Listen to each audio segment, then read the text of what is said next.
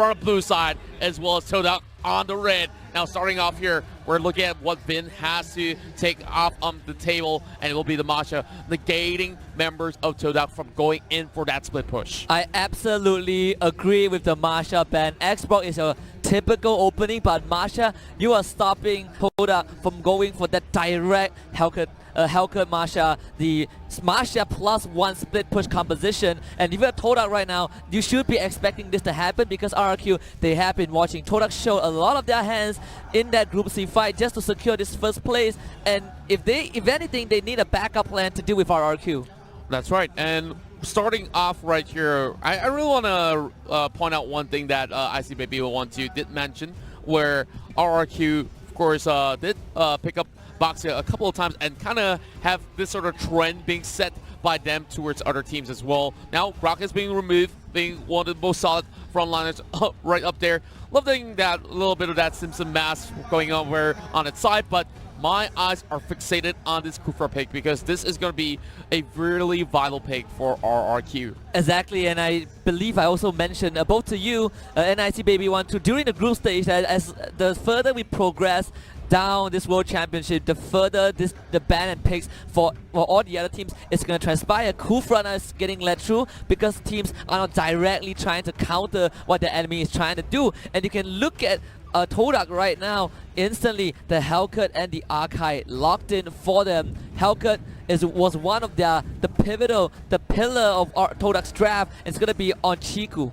Well, I'm not too sure how the Archive leapfrog towards the third pick, but of course there's only 2 picks for the side of Todak for the time being. Now back towards the side of Liam as well as Sin, as we'll see another 2 picks for themselves as well. So slowly stacking this one up. I do believe that it will be great for them to actually match up with a tank coming to the table, or even the fighter in that sort of sense, and that will be the Tamas being locked in alongside with the Esmeralda.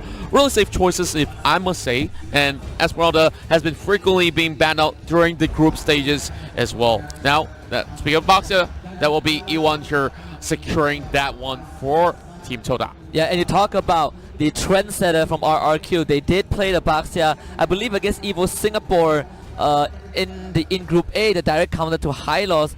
And the one team that made Baxia the monster that he is undoubtedly 10-second gaming plus. The Baxia on Surrey was absolutely amazing. Todak taking a page off of that. RRQ, they banned out the Kimi. That's right, and we're slowly heading towards that phase. Bouncing ball to stop Nernas in his tracks, but no kills for RRQ just yet. Todak, they hold on. Wow, Rejuvenated being used up as well, but here comes Ayam Jago joining into the picture as well. Chico for the flicker! That's a big first blood hitting the hands of Todak as we see instant reflux coming for RRQ as well. Blow for blow, Nanas arriving to the scene, but instead he's getting chased out by Ayam Jago. Is there and there we go! Another kill heading towards the back of Ayam Jago. There was no way that Baxia could have escaped. Ayam Jago was on the way to level 4. You have the falling star to follow up regardless, but Todak, absolutely amazing response. There is constantly the element of surprise. That was how the re-engage 2 minutes ago caught Todak off guard. The gold grab still in RQ's direction. They're going to push X-Ray back and then finish off the Tyro killing spree for Lemon. And you were just talking about catching somebody off guard right there, and they just showed you how they do it. X-Ray now on the back foot, 0 and 2, and now a little bit of a tickle over that side of Moon as well. There might just be some engages heading in towards the side of Liam, but that's not going to be all too great for the side of Todak to actually go in hastily. Now, Turtle's definitely spawning towards the lower side, which means that there's going to be some tussle in that jungle. They're going to kill him up immediately. No way out.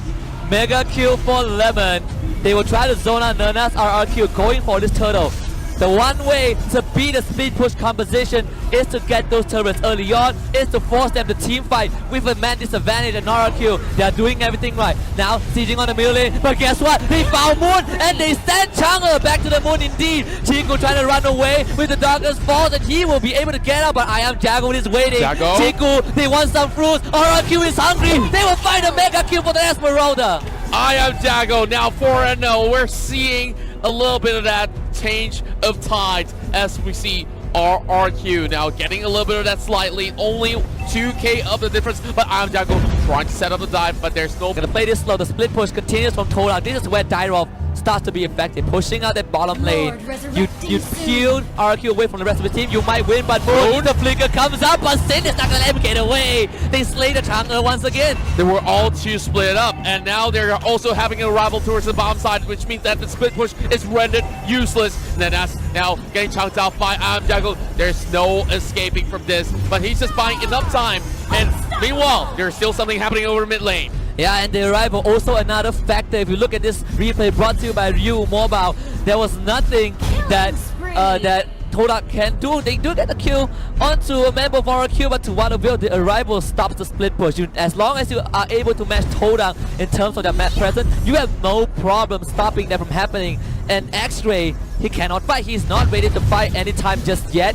Less than 10 minutes. RRQ size on the Lord. The Lord's gonna go over to the Indonesian squad. Certainly agree with that, and with this sort of Lord takedown here, all these members of RRQ are slowly finding a way to break open the base. RRQ will knock on Todak's door, and Todak's gonna go with engage E1 with the Hurricane Dance, but they immediately send him back to Fountain. One down for Todak, and there's one inhibitor for RRQ. The Lord has been slain. Nernas will turn his poison, try to defend, and Lemon gonna push right and beat the front line. RRQ being really patient. Nernas now caught out, and they will make Pineapple Punch from him, and the engage from RRQ will slay X-Ray for the third time in this game. And Indonesia are looking for that first crystal. They will take this opening match. Chico tries to save the game. You kill up Lemon, but gets pushed back by the Valor. Ayam Jago on the monster kill streak. They don't want the minimum wave just yet, but it's pushing in. Toda, they need to defend 2 versus 4. Can they do it? E1 clearing out the minute as much as he can. Moon is right in the back. E1 gonna give his life for this, but RRQ size on next, size on crystal. They will take game 1. Decisive game 1, ending off just about 10 minutes past that. And wow, what a high tempo game that we're seeing from both ends, as we see Todak, of course, starting things off over the top side. And we're also seeing RQ responding instantaneously. I just love how they actually start things off, especially with the arrival heading into the scene, and they manage to go on a stalemate for at least a couple of minutes, heading in towards 6-minute mark. That's where they start to actually break the silence, and RRQ, that's where they open up the mid lane and crash right in right after securing the Lord. Yeah, and if you take both mid lane out of the turrets, it is so easy to transition into the jungle, so easy to transition to the side lanes, and that is what RRQ did. First thing they did, right, took the priority of the middle lane, had the arrival to match with the solo laners from the side of Todak, and at the end of the day, Todak, that is the concern that I mentioned. They've shown so many of their cards. They played the macro game, and RRQ, perfect answer. And now it's time for us to show you guys a little bit of statistics of our very first game of the series. Of course, the highest goal per minute will be in the hands of Carry Hero with about 949 in total each minute. And of course, being one of the MVPs here will be a lot of damage done by the Valor. Now, I really do love how this was actually being played, as we see high priority towards taking those turrets down, especially over each one of all these tier 1s, except for the top though. They take it a little bit slowly. They just focus on the mid lane as well as the bottom, and a lot of all these turtles has been slain away by the side of RRQ as well. And the one thing I don't like about the Dyrop pick, the reason Dyrop isn't a priority even when you want to go for the split push, was if you look, I believe the 3 to 5 minute mark in that first game, RRQ left Sin on that carry to deal with this Dyrop alone, and Dyrop was ineffective. That's how inefficient this hero is. Even if you want to fit him into the split push meta, Carry had no problem. He had a free lane. Sin was farming the entire game up to the point where RQ decided to pull the trigger in that middle lane. I do agree that they might just be looking to switch out that Dyrop for a better fighter in that sort of sense. Like, even though Leo Moore would do a little bit better in that sort of sense, heading in towards a mid as well as late game phase. So Todak here definitely needs to go back to the drawing board and figure things out, because right now they're on that back foot here with that 1 point deficit. They are trying to even things out and perhaps push it back into its game number 3. But RRQ, they're not even flexing their muscles as of yet, because I was saying about how they really